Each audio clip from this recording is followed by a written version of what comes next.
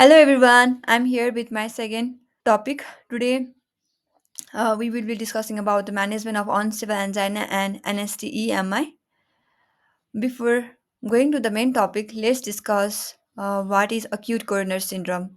So acute coronary syndrome, under the heading of acute coronary syndrome, three disorder comes. One is unstable angina, other is NSTEMI, and other is STEMI. A patient is to be suspected of having acute coronary syndrome whenever there is rest angina, which is usually for more than 20 minutes in duration. If a patient has new onset angina that markedly limit the physical activity, then also we need to think about acute coronary syndrome. If the angina symptoms is more frequent, longer in durations, and occur with less exertion than the previous anginal episode, then also we need to keep acute coronary syndrome in case of our mind.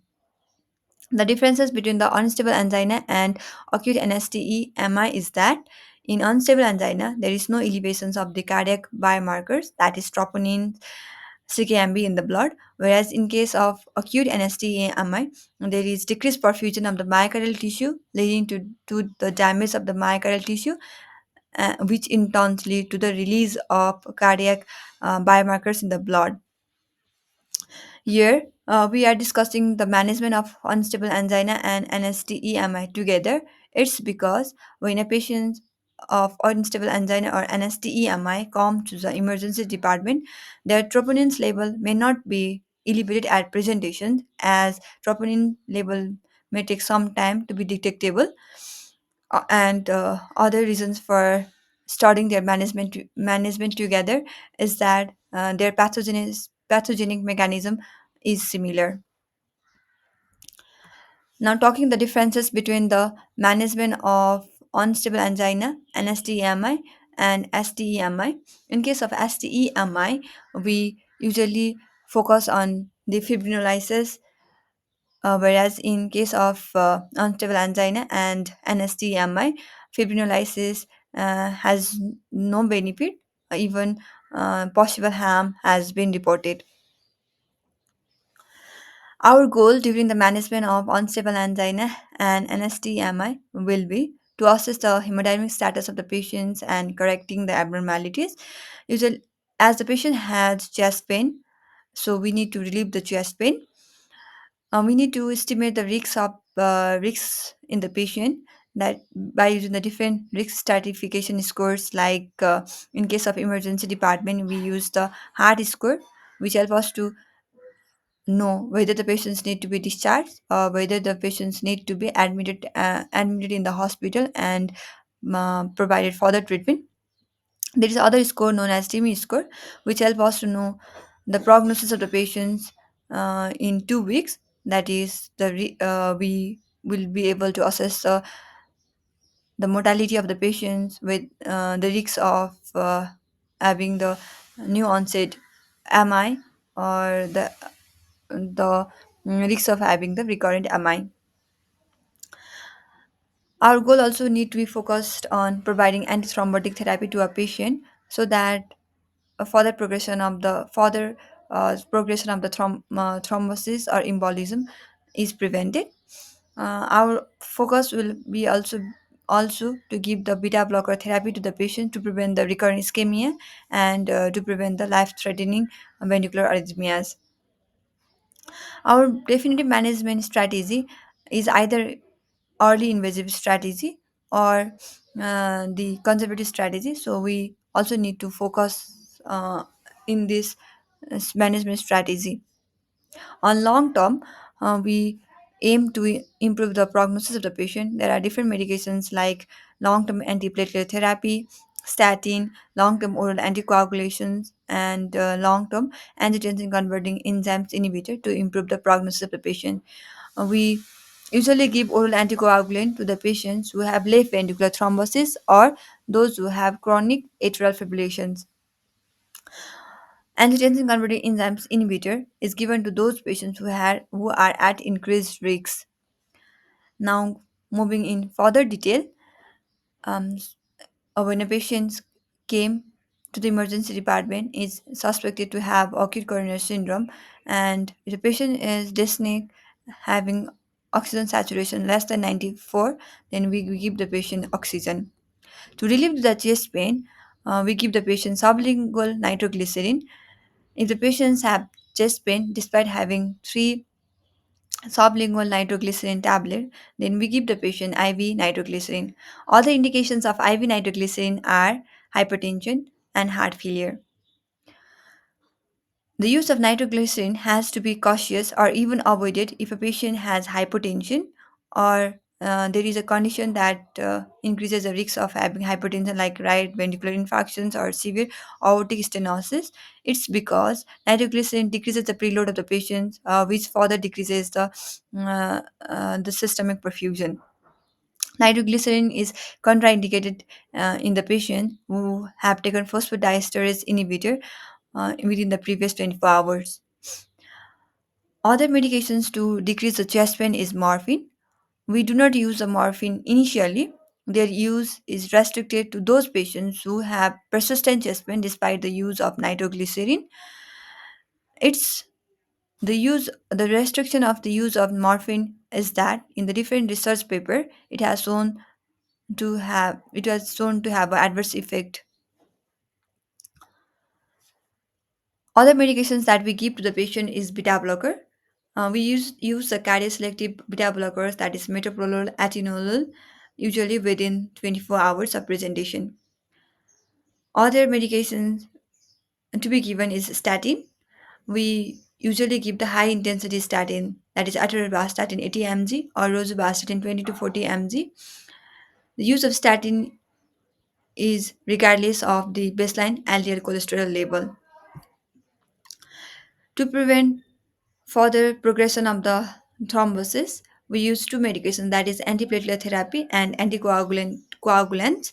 In all patients, we give two antiplatelet. One is aspirin, other is P2Y2 Y212 inhibitor, that is a clopidogrel or prasugrel.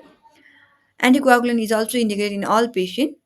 The choice of anticoagulants depends upon whether the patient is undergoing invasive therapy or non invasive therapy.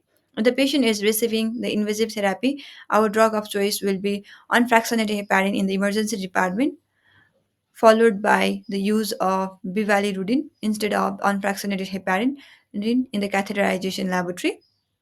For those patients who are receiving non invasive therapy, we give either unfractionated heparin or fondaparin or enoxaparin.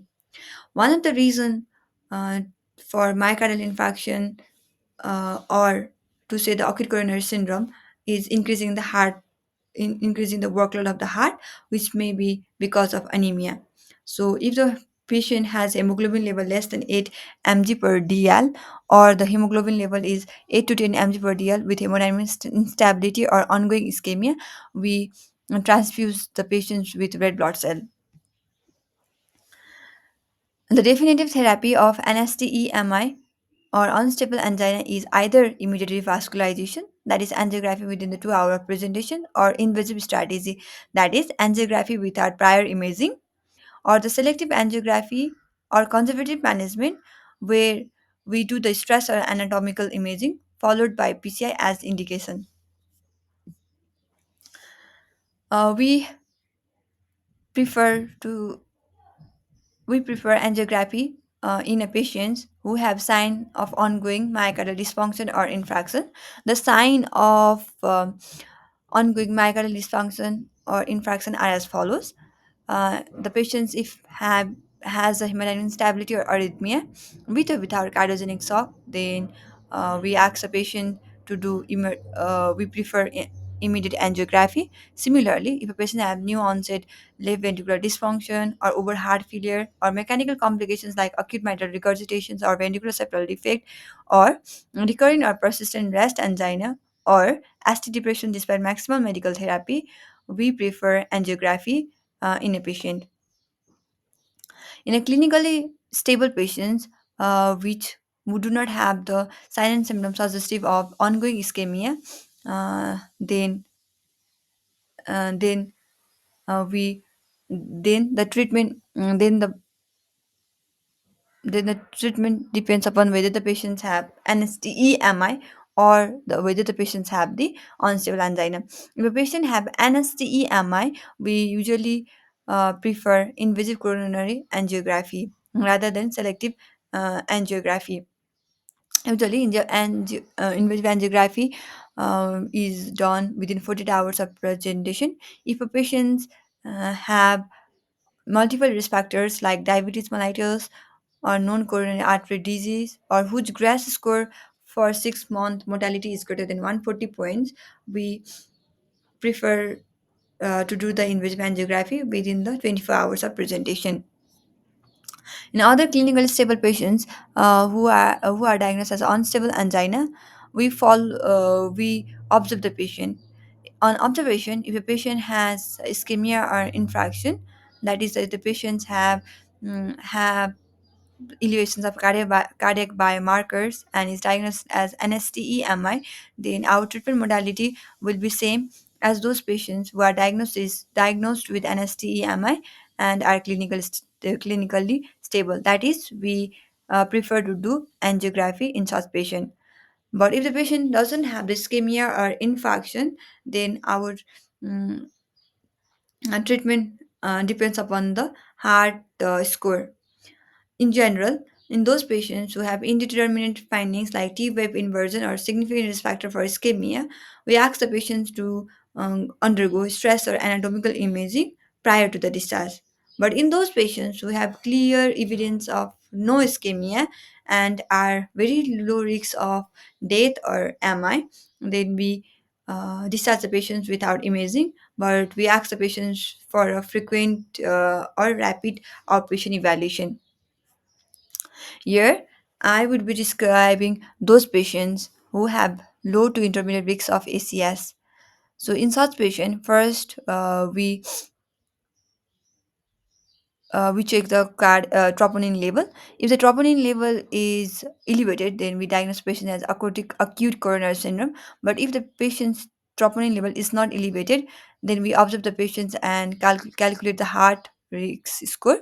If the score is greater than equals to 1, or if the patient doesn't have any sign and symptoms suggestive of non-cardiac diseases or diseases, then we obtain the second troponin level uh, at the third hour of first troponin level. If the second troponin level is above the reference range, then we diagnose the patient as acute coronary syndrome and manage on the line. But if the second troponin level is below the reference limit, then we again calculate the heart risk score value.